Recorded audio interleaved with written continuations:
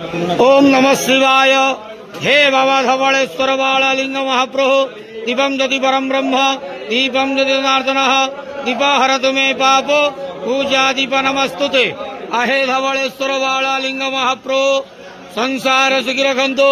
आज श्रावण मासर प्रथम सोमवार रे समस्त श्रद्धालु भक्त मान को आशीर्वाद करंतु, मनस्कामना पूर्ण करंतु। समस्त श्रावणी पूजा भक्त मानकर मनस्कामना पूर्ण करंतु। कर्म क्षेत्र उन्नति करंतु, ग्रहरिष्ठ खंडन करंतु, जगतर मंगल करंतु, विश्वर कल्याण करंतु, आपणकर नाम प्रकाश करंतु, सेवकर डाके श्रवण करंतु।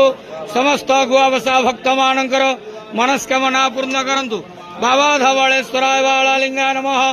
संसार सुखी रखंतु आनंद गवार हरि बोलो।